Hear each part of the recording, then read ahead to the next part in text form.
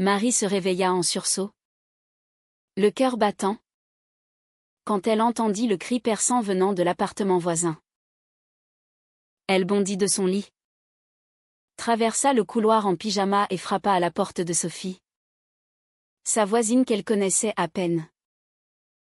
Quand la porte s'ouvrit, Sophie était là, les yeux rougis, un bleu naissant sur la joue, et derrière elle, son mari hurlait des insultes qui résonnaient dans l'immeuble entier. Marie n'hésita pas une seconde, elle entra, attrapa Sophie par le bras et la tira dehors, claquant la porte au nez de l'homme furieux. Ce geste impulsif, dicté par un instinct protecteur qu'elle ne se connaissait pas, venait de sceller un lien qui allait tout bouleverser. Dès cet instant, Marie sut que sa vie tranquille de professeur célibataire à Paris ne serait plus jamais la même. Les jours suivants furent un tourbillon d'émotions. Sophie, une femme de 30 ans aux cheveux noirs mi-longs et aux yeux verts expressifs, s'était installée temporairement chez Marie après avoir porté plainte contre son mari pour violence conjugale. Marie, 28 ans, avec ses boucles châtaines et son sourire timide, avait toujours vécu discrètement sa sexualité, préférant les relations éphémères aux engagements profonds, par peur des jugements. Elle enseignait la littérature dans un lycée du Marais, un quartier vibrant où l'ouverture d'esprit contrastait avec les traditions rigides de sa propre famille provinciale. Sophie, quant à elle, travaillait comme graphiste freelance, et son mariage avec Julien avait été un choix dicté par les attentes familiales plutôt que par l'amour. Je pensais que c'était la vie normale, confia-t-elle un soir à Marie, alors qu'elle partageait un verre de vin sur le balcon. Mais maintenant, je me sens libre et terrifiée en même temps. Marie écoutait, fascinée par la vulnérabilité de Sophie. Elle n'avait jamais ressenti une telle connexion avec quelqu'un. Les conversations se prolongeaient tard dans la nuit, passant des banalités aux confidences intimes. Sophie parla de son enfance à Lyon, d'une mère catholique stricte qui lui avait inculqué que le mariage était un devoir sacré, et d'un père absent qui avait laissé un vide qu'elle avait essayé de combler avec Julien. Marie, de son côté, évoqua ses propres luttes, coming out à 19 ans, les regards désapprobateurs de ses parents lors des repas de famille, et la solitude qui l'accompagnait dans une société où l'homosexualité était acceptée en surface, mais souvent jugée en privé. C'est comme si on vivait dans deux mondes, dit Marie. Celui des amis progressistes et celui des traditions qui nous étouffent. Sophie hocha la tête, ses yeux brillants de compréhension. Au fil des semaines, une tension subtile s'installa. Marie surprenait Sophie en train de la regarder un peu trop longtemps, et elle-même sentait son pouce accélérer quand leurs mains se frôlaient par accident. Un soir, après une journée épuisante, Sophie prépara un dîner pour remercier Marie. L'odeur de la ratatouille emplit l'appartement, et elles rirent ensemble en cuisinant. « Tu es la première personne qui me fait me sentir en sécurité, » murmura Sophie en servant les assiettes. Marie rougit, mais ne dit rien. Elle savait que Sophie se considérait hétérosexuelle, que son mariage brisé n'était pas une porte ouverte à autre chose. Pourtant, cette proximité éveillait en elle des sentiments qu'elle avait longtemps réprimés. Le conflit intérieur de Marie commença à la ronger. Était-ce éthique d'espérer plus d'une femme en pleine crise? Elle se rappelait les leçons de sa thérapeute, ne confonds pas compassion et attirance. Mais comment ignorer la façon dont Sophie la touchait? Innocemment? En posant une main sur son épaule? Un appel de la mère de Sophie vint tout compliquer. Reviens à la maison? Ma fille. Julien s'excuse? C'est un malentendu. Sophie raccrocha. tremblante. Ils ne comprennent pas. Pour eux, divorcer c'est un péché. Marie la serra dans ses bras, sentant le corps de Sophie contre le sien. Et pour la première fois, elle se demanda si cette étreinte n'était pas le début d'une trahison envers elle-même. Sophie, de son côté, luttait contre une confusion grandissante. Elle avait toujours aimé les hommes. Ou du moins c'est ce qu'elle croyait. Mais avec Marie, c'était différent, une tendresse profonde. Une écoute sans jugement. Un après-midi. Alors qu'elle marchait le long de la Seine, Sophie glissa sa main dans celle de Marie. C'est bizarre. Non. Mais ça me fait du bien. Marie retint son souffle. Le cœur en feu. Elles continuèrent à marcher en silence, ignorant les regards des passants. Ce geste anodin marqua le début d'une escalade émotionnelle. Sophie commença à douter de tout, son identité, ses choix passés, l'avenir. Et si j'avais tout faux depuis le début, se demanda-t-elle un soir, seule dans sa chambre d'amis. La pression familiale s'intensifia. Le frère de Sophie, un avocat conservateur, appela pour la convaincre de rentrer. Pense à maman. Elle est malade à cause de ça. Sophie pleura, déchirée entre sa loyauté filiale et son besoin de liberté. Marie, témoin de ses appels, sentait la jalousie monter, non pas envers Julien, mais envers cette famille qui tirait Sophie en arrière. Un soir, après un dîner tendu, Sophie avoua, je ne sais plus qui je suis. Marie, impulsivement, posa ses lèvres sur les siennes. Le baiser fut bref, mais électrisant. Sophie recula, choquée. Qu'est-ce que tu fais? Marie s'excusa, paniquée. Je suis désolée. Je pensais. Mais Sophie s'enfuit dans sa chambre, laissant Marie seule avec sa culpabilité. Cette nuit-là, aucune des deux ne dormit. Marie se maudit pour son imprudence, craignant d'avoir ruiné leur amitié naissante. Sophie, quant à elle, toucha ses lèvres, revivant le moment. C'était doux, inattendu et terrifiant. Le lendemain matin, elles firent comme si rien ne s'était passé. Mais la tension était palpable. Sophie décida de consulter une thérapeute, espérant clarifier ses sentiments. Je ne veux pas te blesser, dit-elle à Marie. Celle-ci hocha la tête, masquant sa douleur. Intérieurement, elle se préparait à une perte inévitable. Les semaines suivantes furent un exercice de retenue pour Marie. Elle évitait les contacts physiques, se concentrant sur son travail pour ne pas penser à Sophie. Mais l'appartement semblait plus petit, chargé d'une électricité constante. Sophie, de son côté, explorait ses émotions en thérapie. J'ai toujours suivi les règles, confia-t-elle à sa psy. Mais avec Marie, je me sens vivante. La thérapeute l'encouragea à questionner ses croyances. Mais Sophie luttait contre la culpabilité inculquée par son éducation religieuse. Et si c'était un péché, se demandait-elle, repensant au sermon de son enfance. Un week-end, elles décidèrent d'une escapade à la campagne, chez une amie de Marie en Normandie. L'air frais et les paysages verdoyants offrirent un répit. Elles marchèrent sur la plage, riant des vagues qui les éclaboussaient.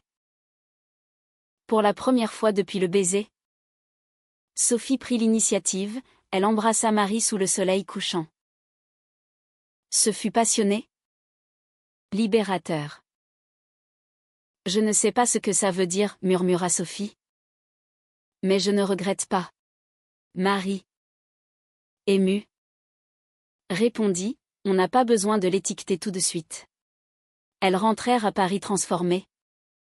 Commençant une relation secrète, faite de moments volés et de promesses chuchotées. Mais la réalité rattrapa vite. La mère de Sophie, apprenant le divorce imminent, débarqua à Paris sans prévenir. Tu vas détruire notre famille, cria-t-elle en voyant Marie. Sophie, prise au piège, nia tout lien romantique. C'est juste une amie qui m'héberge. Marie, blessée par ce mensonge, se retira dans sa chambre. Ce soir-là, Sophie s'excusa en larmes, je ne suis pas prête à leur dire. Marie comprit. Mais la douleur était vive. Elle se rappelait ses propres coming-out douloureux. Les silences de ses parents. Je ne veux pas te forcer, dit-elle.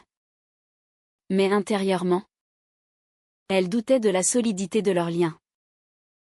La société parisienne, malgré son apparence libérale, ajoutait sa couche de pression. Au travail, Sophie surprit des collègues murmurer sur les choix de vie des homosexuels.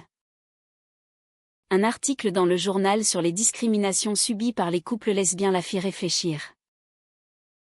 Et si on nous jugeait partout, confia-t-elle à Marie. Celle-ci, habituée aux micro-agressions, répondit, c'est le prix de l'authenticité.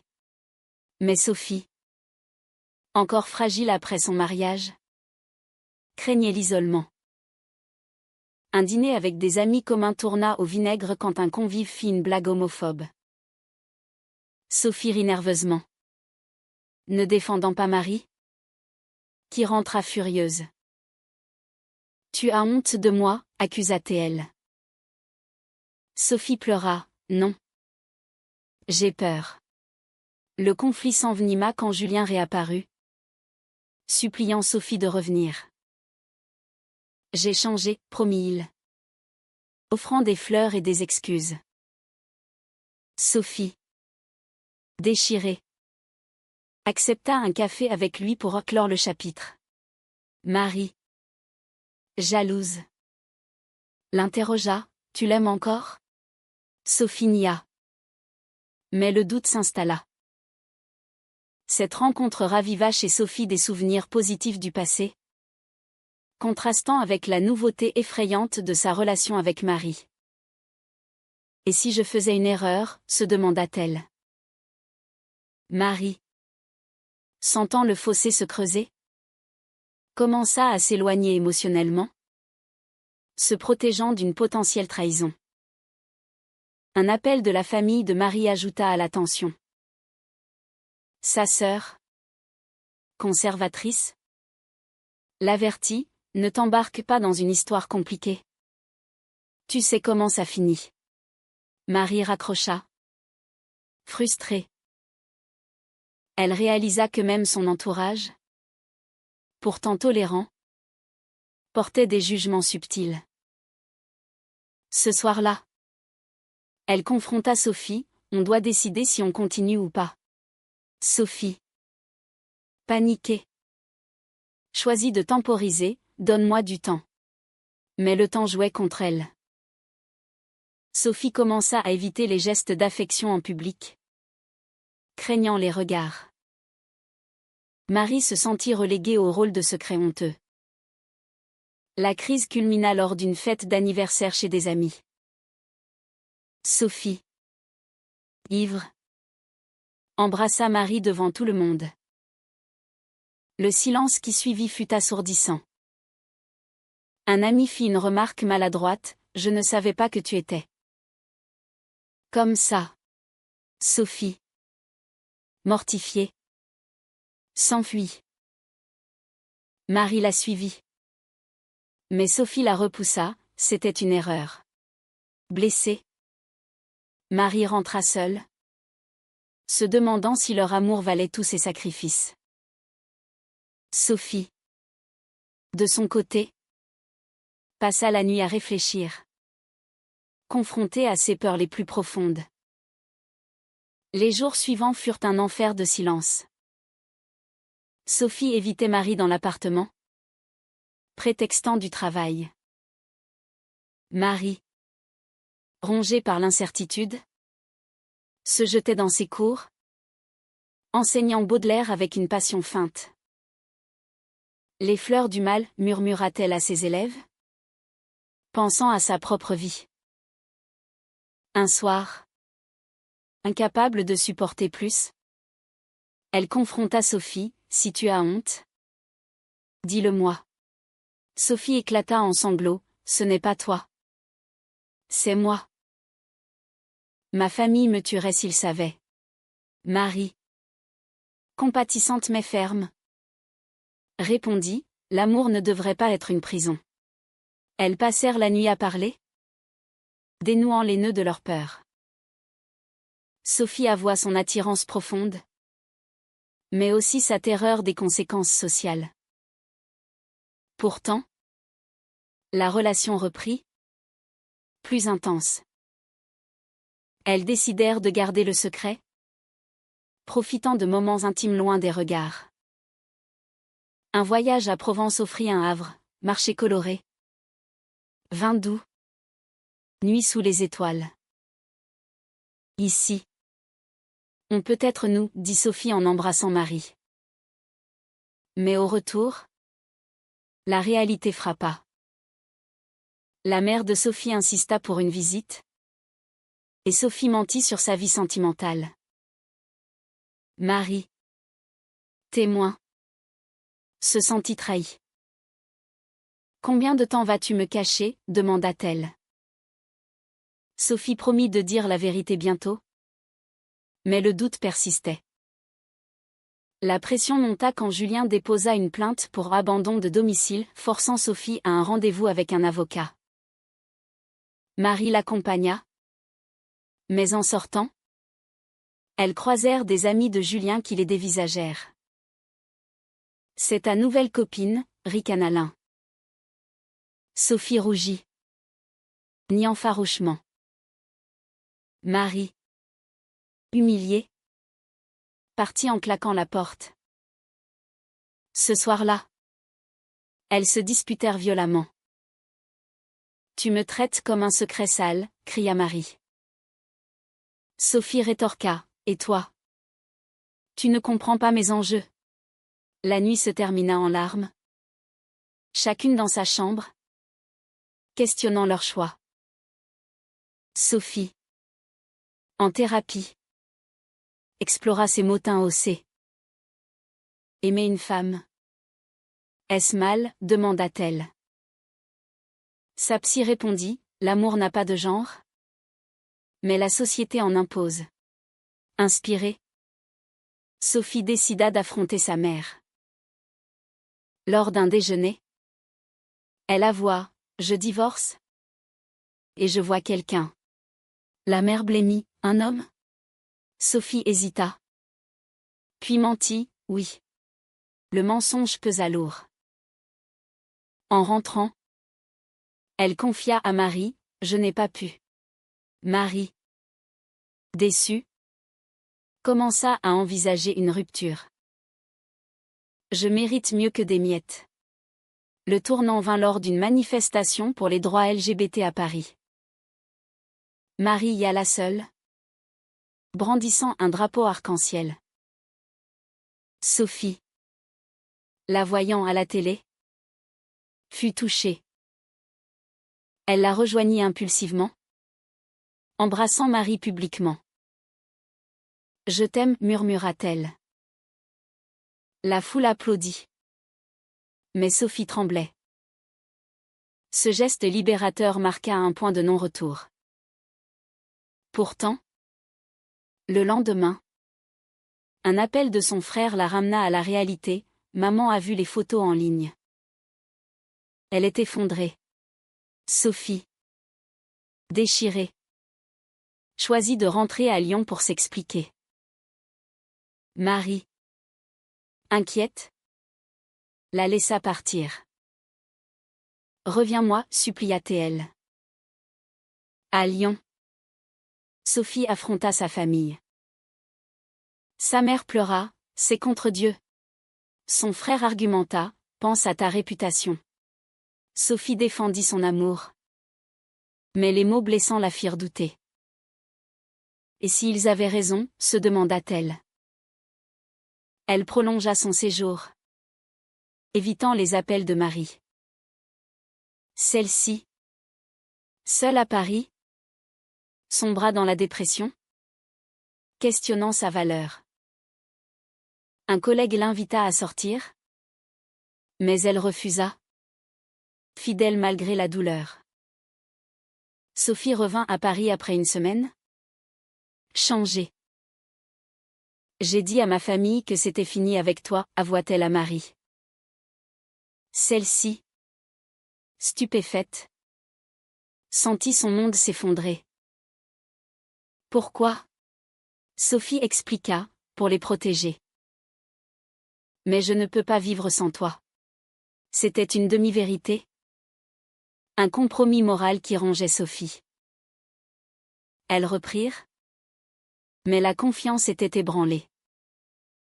Marie se méfiait, sentant que Sophie pourrait reculer à tout moment. Un soir, lors d'une dispute, Marie accusa, « Tu me sacrifies pour eux. » Sophie rétorqua, « Et toi?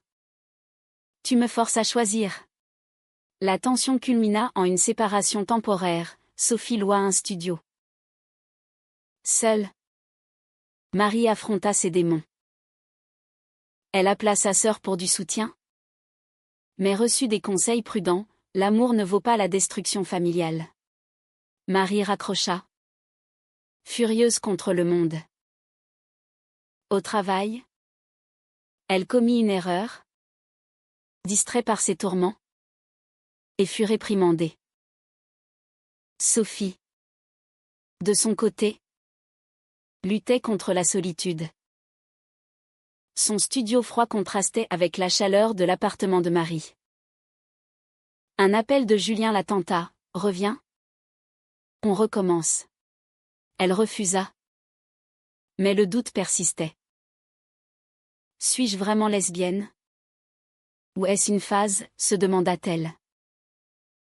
La trahison vint sous forme d'un message. Marie découvrit que Sophie avait vu Julien en secret, pour discuter du divorce. Jalouse, elle confronta Sophie, « Tu me mens. » Sophie admit, « C'était rien. Juste pour clore. » Mais Marie, blessée, rompit, « Je ne peux pas faire confiance à quelqu'un qui hésite. » Sophie pleura, suppliant. Mais Marie fut implacable. Le prix est trop haut. Sophie partit, dévastée, réalisant trop tard le coût de ses indécisions. Seule, Sophie affronta la réalité. Elle perdit son travail à cause du stress, et sa famille l'ignora. Un soir, ivre, elle appela Marie, « J'ai tout perdu pour rien. » Marie, compatissante, la reprit chez elle. Mais comme amie. On recommence à zéro. Pourtant, les sentiments ressurgirent. Lors d'une soirée, elles cédèrent à l'attirance. C'est inévitable, murmura Sophie. Mais le matin, la culpabilité revint. Sophie décida d'assumer, elle posta une photo d'elle sur les réseaux, déclarant son amour. Les réactions furent mitigées, amis soutenant, famille condamnant. La mère de Sophie coupa les ponts, « Tu n'es plus ma fille. » Sophie, brisée, trouva du réconfort chez Marie. Mais le coût était immense, « Isolement. » Dépression. Marie, De son côté, affronta ses parents, qui acceptèrent à contre-cœur. On paie tous un prix, dit-elle à Sophie. Leur relation se renforça, mais marquée par les cicatrices. Un conflit final surgit quand Julien attaqua légalement pour des biens communs, utilisant des rumeurs sur Sophie pour la discréditer. Il dit que je suis instable à cause de toi, confia Sophie. Marie, furieuse, engagea un avocat. Le procès fut un calvaire, exposant leur vie privée. Le tribunal statua en faveur de Sophie, mais la victoire fut amère. Les médias locaux s'emparèrent de l'histoire, titrant sur « Le divorce lesbien qui divise une famille ». Sophie fut harcelée en ligne, recevant des messages haineux. Sale lesbienne, lisait-on. Marie la protégea. Mais intérieurement, elle se demandait si leur amour survivrait à tant d'adversité. Est-ce que ça en vaut la peine, confia-t-elle à une amie. Sophie, entendant cela, confronta Marie, si tu doutes. Pars. Elles se disputèrent, mais finirent par se réconcilier. Plus forte. Avec le temps, Sophie s'affirma. Elle rejoignit un groupe de soutien LGBT, trouvant une communauté. Je ne suis plus seule, dit-elle à Marie. Celle-ci, fière, vit Sophie s'épanouir. Pourtant, les cicatrices restaient, nuit d'insomnie, peur résiduelle. Un jour, la mère de Sophie appela, « Je veux te voir ». Sophie accepta, nerveuse.